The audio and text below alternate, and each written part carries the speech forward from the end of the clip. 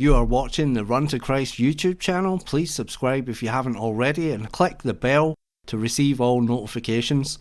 And if you would like to support this channel, you can do so at www.runtochrist.net/subscriptions.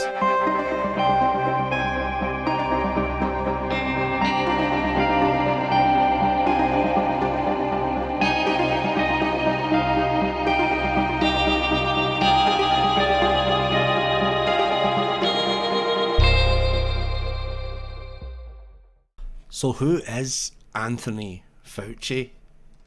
Let's take a look at some of his history here. Anthony Stephen Fauci was born in Brooklyn, New York. Both of his parents were children of Italian immigrants, and Anthony Fauci spent his early years in Bensonhurst, in a predominantly Italian-American neighbourhood. From an early age, Tony Fauci worked in the family business, and he then attended Catholic schools and won admission to Regis High School, a prestigious Jesuit school in Manhattan. Young Tony was impressed with Jesuit teaching on the value of service to others. He planned to study medicine and become a physician.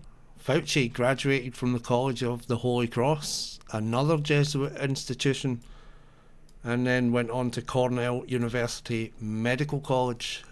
And then Fauci went up and up the career ladder, and from president to president he has been there. You see here he's pictured giving a lecture to President Ronald Reagan. Now if you've seen my other videos, you'll know that Fauci has a history with the AIDS virus.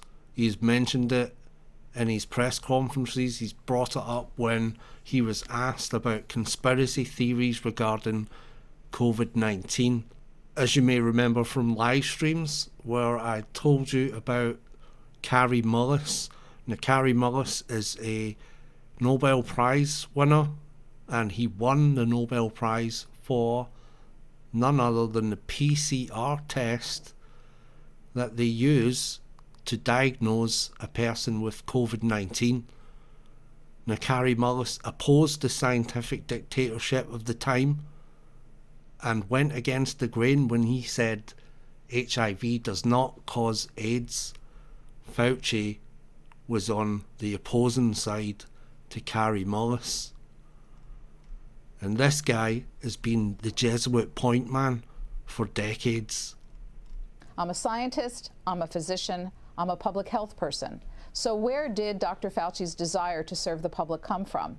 He provided some insights on the answer to that during his 2015 Q&A interview. Let's watch. The Jesuits taught you high school, college, Holy Cross, right, Regis High School in Manhattan. What impact, what does it mean to be taught by Jesuits? We hear about Jesuits all the time. Well, it's a great experience, I have to say. They combine intense intellectualism with discipline, not in the sense of, you know, smacking you around, but intellectual rigor, discipline in how you handle yourself as a person, as a human being. And they have a general motto of, and I think this had a major influence on me and what I did, is the issue of service to others. That's very big. That doesn't mean that people who don't go into public service are doing anything lesser with their lives, but they tend to have I wouldn't say a pushing, but a leaning towards something about what you do is public service. Either everything you do, which turned out what I did by going into public service, or at least a part of your life. So it was an interesting combination of concern for mankind as well as a good intellectual rigor. When did you want to be a doctor? Can you remember the time? I think it was early high school. I'm very interested in people. I'm very much of a people person, and probably as part of the Jesuit training, which was very steeped in the classics and the humanities. So when I went to Regis High School, we took 4 years of Greek, 4 years of Latin, a Romance language, and ancient history and things like that. When I went to Holy Cross, which is another Jesuit school, as a college, I took kind of a hybrid pre-med course. It was called, it's almost an oxymoron, it was called AB Greek Classics - Pre-Med. So you were majoring in the humanities and the classics with a lot of philosophy, but you took enough science to get into medical school. And the idea about when I wanted to become a doctor, I liked science, I liked discovery, I liked the challenges of science, but I also so much liked mankind and the humanities that it was just a natural fit. That where do you put science and people in the same bucket? And to me, that was medicine. Who was an early mentor? Probably some of the very young Jesuits in Regis High School. In the Jesuit training, it's a long, long training before you become a Jesuit priest. And back then they had what's called scholastics, were people who weren't yet ordained as priests, but they dressed with the garb of a priest, and they taught in the high school. And there were a couple of those scholastics who had a major impact on me. Just great people, highly intellectual and highly nurturing of you and what you wanted to do.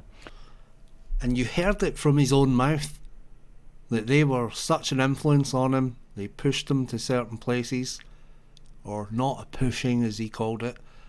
And they were very interested in everybody having some sort of role in public life.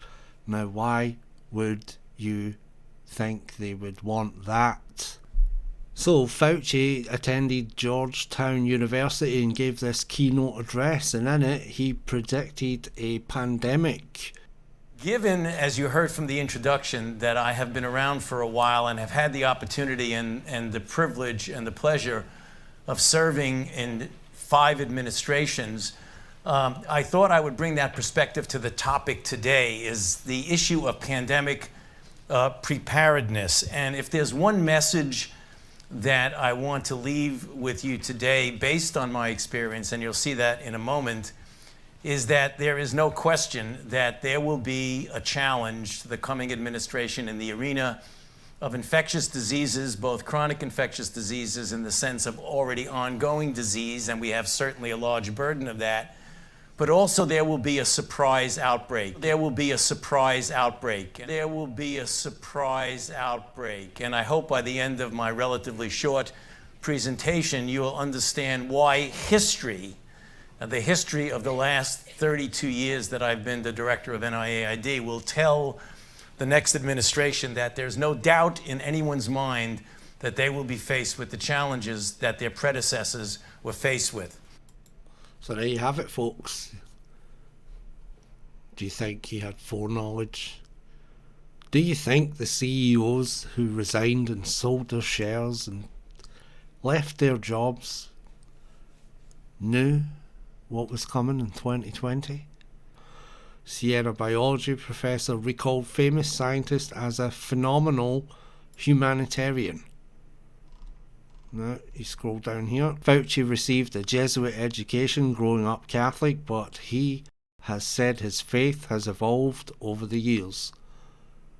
Quote, I have evolved into less a Roman Catholic religion person to someone who tries to keep a degree of spirituality about them, Fauci said in a 2003 interview with The Scientist magazine. I look upon myself as a humanist.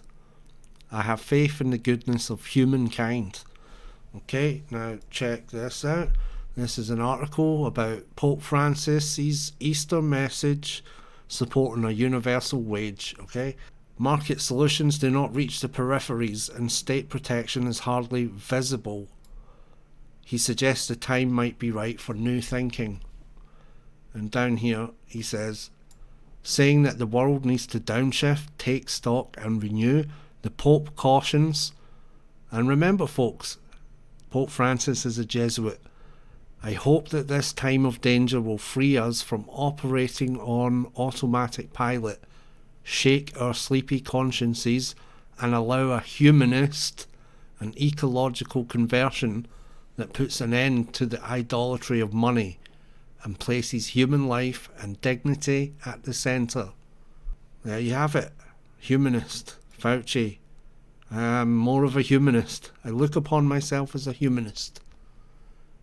I keep a degree of spirituality. See, it's Ignatian spirituality, that's where it comes from. Pope Francis is saying the exact same thing. And so here's another thing I want to show you. Here is Fauci with Will Smith. Now listen very carefully to the language that Fauci uses at the end of this clip. It is very, very important. There's been a predominance in the African American community. Is there a comprehension as to why that is? Yes, there is, Will. And it's, as is all situations associated with the disparities of health in minorities, particularly the African American community. And it's really terrible, because it's just one of the failings of our society, is that African Americans have a disproportionate prevalence and incidence of the very comorbid conditions that put you at high risk. Hypertension, asthma, obesity, diabetes. If you get infected, you're going to have a poor outcome. When it's all over, is to focus a bright shining light on what disparities of health mean. So, you just heard Fauci say bright shining light. If you Google Jesuit bright shining light, you'll see that they use this language all the time. And they'll say it's based on the Bible. And yes, that's true. But when they use that, they mean something else. Shining a light on the sacraments. Shining the light of love, Jesuit mission. Okay? And look at this PDF that I downloaded. Shining light on the invisible infrastructure. Now, what do we hear all the time in the news about the invisible enemy? And did you know that it's Jesuit philosophy to make the invisible visible? Now think about this when it's going on. I'm going to cover this article in a future video. So until then, I thank you very much for watching, and this has been another info drop on the Run to Christ YouTube channel. Please subscribe and check out the website www.runtochrist.net/subscriptions if you want to support the channel. God bless you all.